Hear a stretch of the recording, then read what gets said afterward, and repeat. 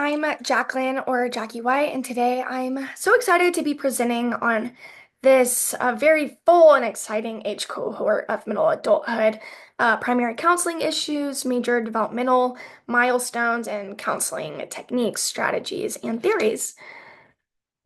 So, what is middle adulthood? I would say middle adulthood's best summarized through the name. It truly is just about the middle of your life, more specifically ages 36 to 60, depending on which literature you're reading.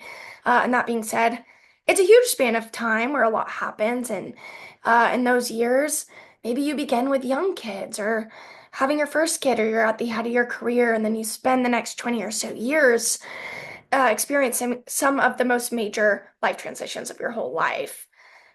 Raising kids or being promoted in your career, getting married, developing in your marriage, watching your kids leave the house and then become adults, becoming grandparents, watching your own parents age or maybe even die. And uh, so much happens. So it's no wonder that there's this stereotypical midlife crisis that is always talked about, but this can also be midlife transition. And I will go through this more in a little bit. So, major counseling issues, things that come up salient to this population are this balance of roles. Many people in this age group wear multiple hats. I'll say that so many times throughout this slideshow. You're a parent, employee, boss, romantic partner, caregiver. You have a lot of responsibility in this time period. Um, And then role changes. Your role changes often. This is different than the last bullet point in that you're balancing responsibilities. This one has more to do with coping with the crazy amount of transition one goes through in this time span. And lastly, career changes is a huge one. Many are at the height of the career, but many may not experience this. You know, as a young adult, you're kind of dipping your toe in the water. The world's your oyster, and now you're a little bit older. Maybe you've been in the same field for a while. Maybe you're now the expert at your company, or maybe you feel stagnated and you have burnout, or you're laid off, or you're trying to save for retirement. So there's lots that can go on there, and I'm going to go into detail on all three. So one, I mentioned that multiple hats, multiple roles, which can be overwhelming. There's three different types of kind of conflicts or stressors that have been named. There's role overload, the stress from these many roles to carry out. For example, maybe there's like a mom who's also someone with a lot of career responsibility, and she may not feel she's putting 100% into either important role to her because both require so much energy. So then you feel like, great, well, I'm not doing well at either role. You don't feel like you have the mental bandwidth or even time to do either well.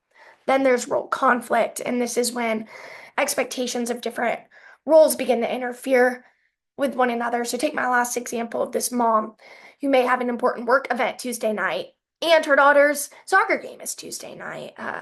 So they're interfering with one another. Two things are happening at once. And then lastly, there's role spillover, and this is more so when a role disrupts or damages your ability to perform well in another role. So maybe you're not like physically disrupted at work, but like you have this cognitive like worry about your sick child while you're at work, or while you're at home eating dinner with your family, or thinking about a stressful work event, and it feels difficult to separate the two. So counselors can really help clients and kind of stress one, and also kind of clarifying values, like what do I really prioritize? And maybe I want to let go of an old role, or shift the way I view how much time I can give into these roles, or uh, set realistic expectations and priorities, time management, the act of letting go, knowing you can't do everything perfectly. Counselors can help in all these things. Secondly, in the last slide, I talked about wearing multiple hats. This is more about kind of coping with how often your hat changes, emotionally handling the crazy amount of transitions that happen between ages 36, 38-ish to 60-ish. And for example, a parent's role changes 1,000 times throughout the development of their child. First, they're a parent of a baby, and then they're all of a sudden they're sending their kid off to college to be an adult, or one second your mom is the person you go to for all advice and help, and now all of a sudden you're her primary caregiver, and she's looking to you. So that's can be really anxiety provoking and kind of stressful or jarring for a lot of people. But the truth is, it can be very sweet and exciting to look at life and see the ways all of your goals are being accomplished, or watching your kids grow up. And because of this kind of jarringness that I just mentioned, this is usually the cause of some sort of stereotypical midlife crisis phenomenon, which really is something that takes place when you're kind of watching time pass and your life is changing so rapidly, and you realize, life is short. I want to accomplish something, or oh, I'm doing all these roles for other people. Who am I? What do I want now? Which can be a crisis, but it can also just be like a point of transition and rediscovering yourself, and which can be exciting. And this is a really huge thing that happens in this category that counselors can also assist clients with. Lastly, outside of family, honestly, career is probably the biggest domain that middle adults uh, kind of cope with. It's a period in which many establish slash solidify their careers. You may be the expert in your field now, or I was reading, because of like the increasing lifespan, you might say, hey, I can start over now. Many feel this desire to make a change and embark on a new adventure, while others may feel stuck. This may lead to feelings of stagnation, or, hey, I should have done something different, or I want to do something different, but you don't have the means, or maybe you've been laid off, or you're aging and you're feeling obsolete, and you're looking towards retirement. Maybe you aren't saving as much as you want, and counselors can definitely be a guide to helping people, kind of clarify what they want in their career, helping with morale or self-confidence and goal mapping, etc. So, main counseling approaches and theories. Uh, Cognitive behavioral therapy, CBT, is a big one that helps with stress, balance of responsibility, self-reflection, unlearning maladaptive thoughts. And then Eric Erickson's 7 Stage of Psychosocial Development, this generativity versus stagnation. And then existential therapy, good to take a macro lens for different changes, family, career, otherwise. So I'm going to go into all three. First, CBT. I really am a big fan of CBT. It's proven effective in combating anxiety and coping as well, just with life changes, and can help with like, okay, I want to change my behavior because my roles changed. So, or I want to create new goals because my roles changed. And CBT really helps you look inward and unpack, even if you have like maladaptive thoughts. I really thought the critique was interesting. I was reading different literature, and there was this critique of this therapy and different opinions about how like attacking maladaptive thoughts is actually super subjective, especially if the person isn't necessarily dealing with crazy delusions or something. Um, so a question brought up in like a lot of these critiques is, okay, well, what if the client's negative thought or thing they bring up that they're struggling with isn't necessarily a maladaptive thought or something needing to be unlearned? And the counselor pointed out, oh, that's an unhelpful thought. Um, and the thought is just, I am struggling with a midlife transition, or some of these things are really valid and not needing to be unlearned, but maybe explored. And mainly what they were talking about is, especially when you're in a marginalized group, many supposed faulty beliefs may be true. Like, say a member of a disenfranchised group is told, their claims of like racism or disenfranchisement are like, no, that's just a result of your faulty error of thinking. So that can't be accepted as 100% true. That can be really unethical and unjust and unhelpful. So I'm really a big fan of CBT, but I thought that was very interesting and good to keep in mind. This theory, Eric Erickson's seventh stage conflict to overcome, he posits a major milestone of middle adulthood as developing generativity over stagnation. So, generativity is, in short, uh, the ability and fulfillment of kind of like creating new things, caring for others, giving back, making the world a better place. So, if you have children, this could look like teaching them new things, life lessons. I want you to be a good human. Or I think of my dad who's in this age category. He's in his 50s and falls into this category. And after I left home, he started to mentor young boys at this local nonprofit. So this can look like any sort of contribution to society.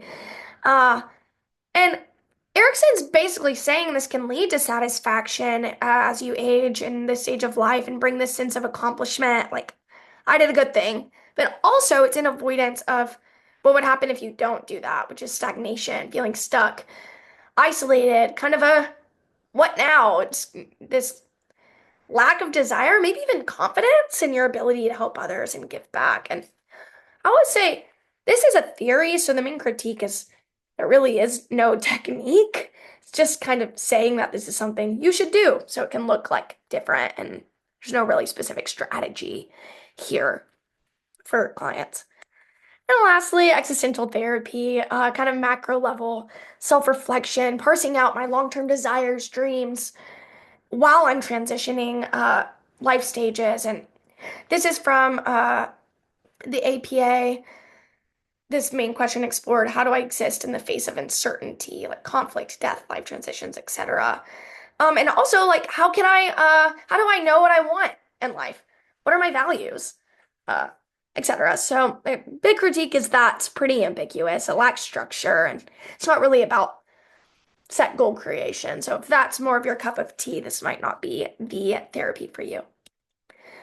Main developmental milestones, I would say developing cognitive resilience, just the ability to manage the stress, change, and responsibility and roles and hats of this stage of life. And then the development of generativity to continue to grow in a different way, through teaching, learning a new role, analyzing what I want in life now and how can I give back. And I was thinking about this Eleanor Roosevelt quote I love, life must be lived and curiosity kept alive.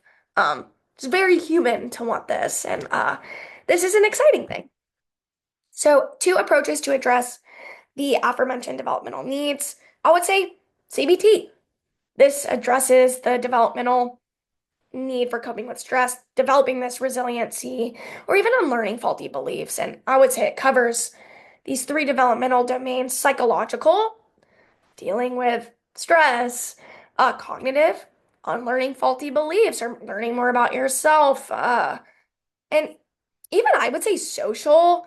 Lots of what CBT has done for me, honestly, is unlearning what I think others expect of me or how to be more secure in my role as a partner, friend, family member, which could be very helpful considering how many roles you have in middle adulthood.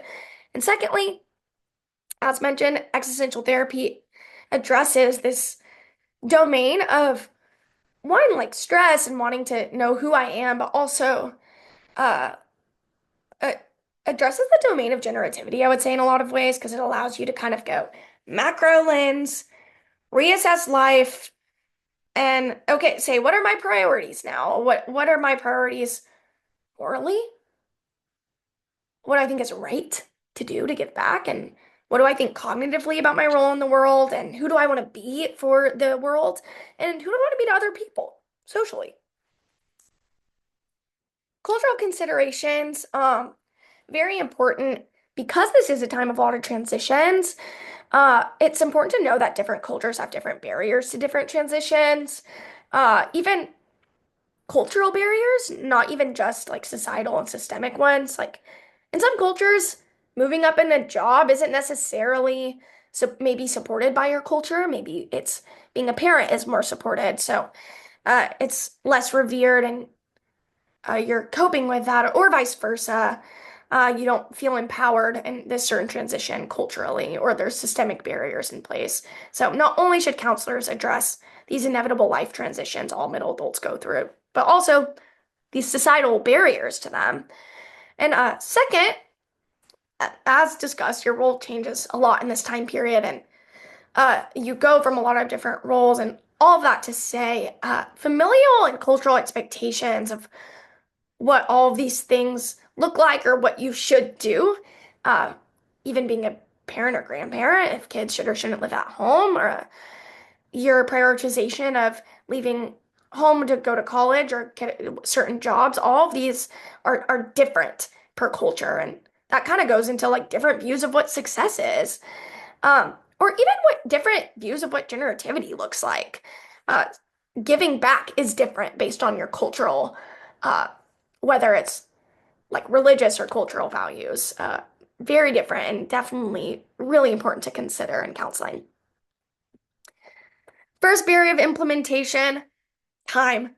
I have talked so much about all the multiple roles and major life responsibilities and commitments you have in this time period. So saying, oh, tacking on counseling may feel very hard, and even the ability or autonomy to go to counseling may be slim. You're doing all of these things for other people. You might not say, okay, now I'm also going to add this to my schedule. It may become lower on the priority list. May even be stressful. Someone is like telling you, you should go to counseling. And you're thinking, gosh, I don't have time for that. I already have so much to do. So, big barrier for implementation to this age group in particular. Second, money. As I mentioned, your responsibility is a major theme of this time period, and this includes financial. So, spending money on yourself, especially if you're a parent, you're a caregiver, you're the number one resource for a lot of people. Doing this for yourself may not seem reasonable or in the cards. Also, we've talked about it's a big career moment in time. Maybe you're just laid off, or you're retiring, so it's not in the budget. Or you just have a low socioeconomic status. This might not be in the cards, and this is a barrier for this age group in particular, because of all the financial and just in general responsibility you have, but is a barrier in general for counseling that I think about a lot. So, conclusion, middle adulthood is a time of many responsibilities and roles and transitions, which can be very exciting and beautiful and wonderful, and lead to feelings of accomplishment and pride, and can also be stressful, kind of a whirlwind, or you may feel stagnated, a little disillusioned with your life and want a big change.